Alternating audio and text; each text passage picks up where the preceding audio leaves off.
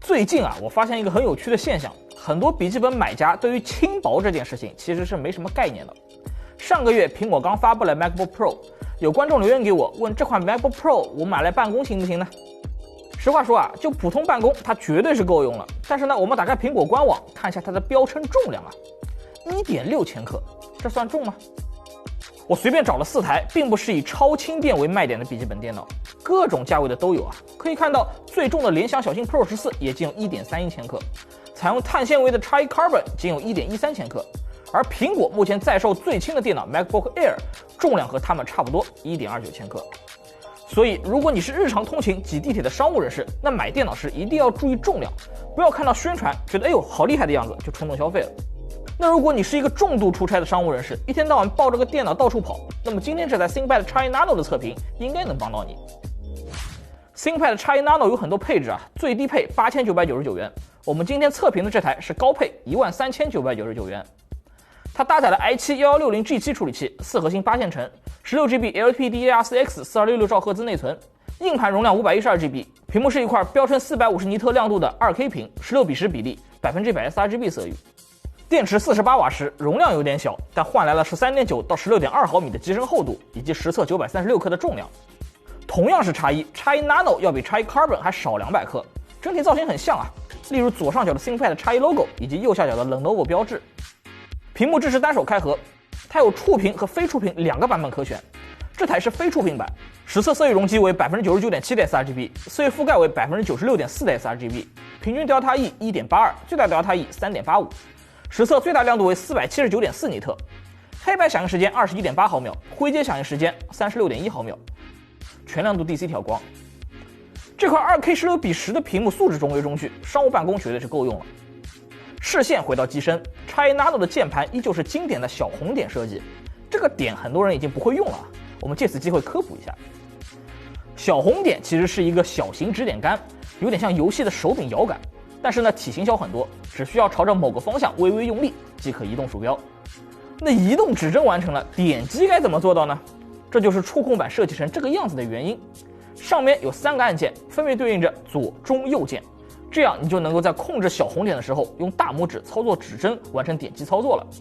虽然熟悉起来比较麻烦，但是习惯之后你会发现小红点的精确度是要比触控板高的。那至于键盘手感方面，键盘键程 1.35 毫米，整体手感呢肯定是不如 P15V 和 T14 这种厚实一些的产品的，但是回弹力度和键帽的弧度很舒服。考虑到键帽尺寸和指点杆的高度等方面，这个键盘总体来说属于中规中矩的水平。然后是底面，左侧有一个进风口，左下角有一个 C， 意思是这台电脑采用了碳元素。最后我们过一下接口，X1 Nano 只有左侧有 3.5 毫米耳麦接口和2个雷电4，其他就没有了。此外，机身后侧有个 SIM 卡卡槽，电源按钮位于右侧。看完外观，大家对于 ThinkPad X1 Nano 的第一印象如何呢？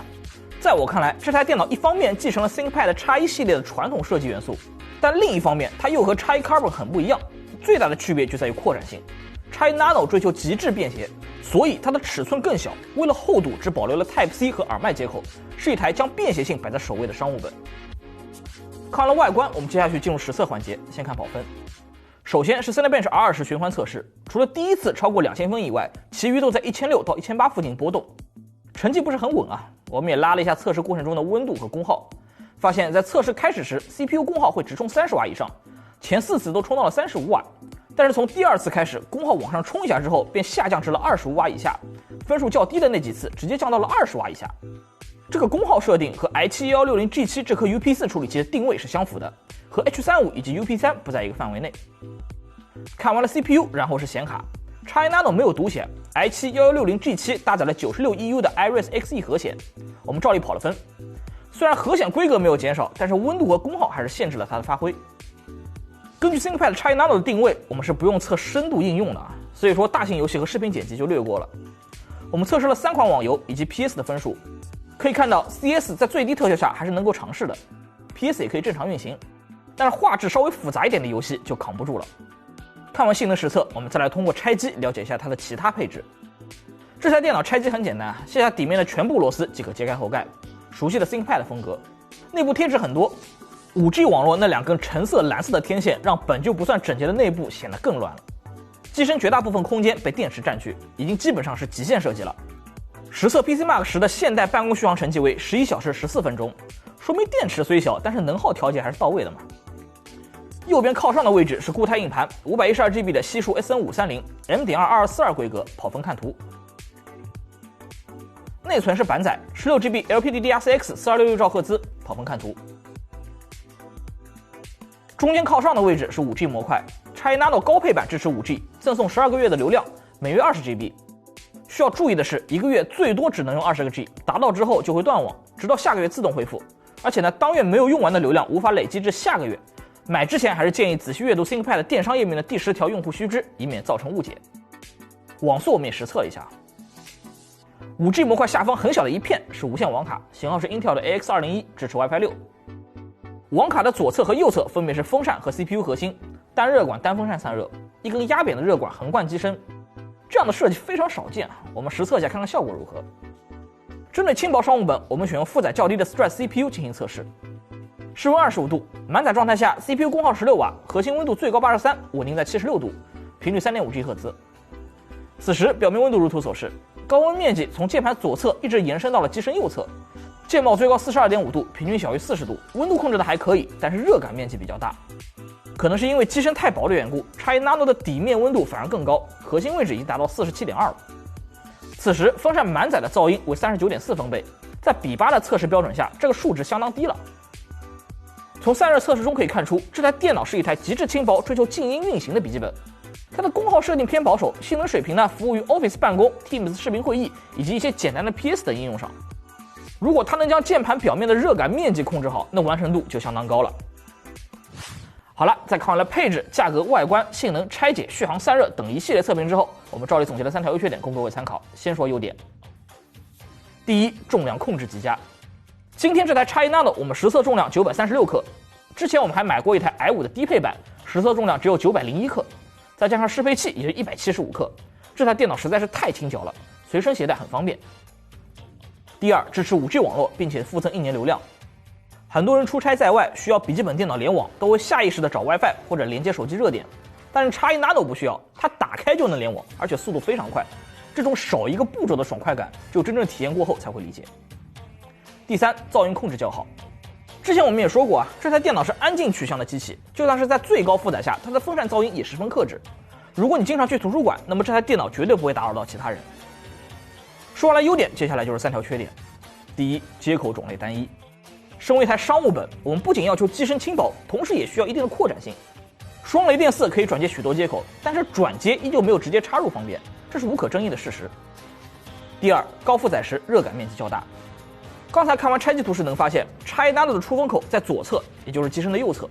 同时呢，热管横贯整个机器，所以说高负载测试时，键盘整体都会有点热。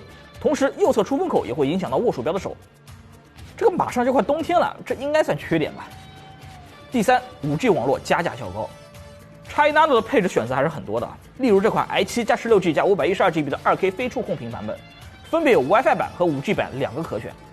可以看到，在其他配置相同的情况下 ，WiFi 版售价9999元，而 5G 版的价格是13969元，就一个 5G 模块要加价4000元。虽然说 5G 模块用起来很方便很爽，但是这个加价幅度恐怕也只有公司高管能采购了吧。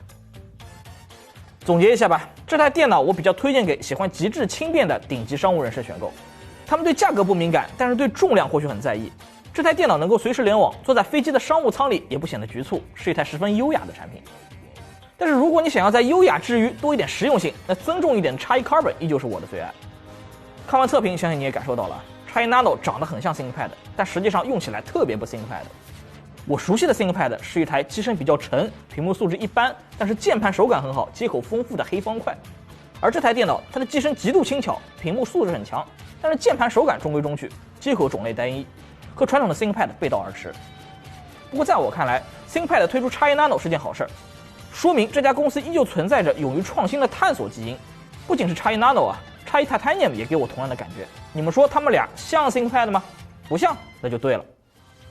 以上就是本期视频的全部内容了，喜欢的话不妨来个长按点赞，一键3连支持一下我们。如果你想每天都和我一起互动，可以关注比发评测室的官方微信公众号，我每天都会在里面聊一款电脑。这台电脑或许良心，或许坑爹，但我们的目的就只有一个，交流买本心得，帮助电脑小白。这是一笔8评测试，我是猪王，我们下期视频再见吧。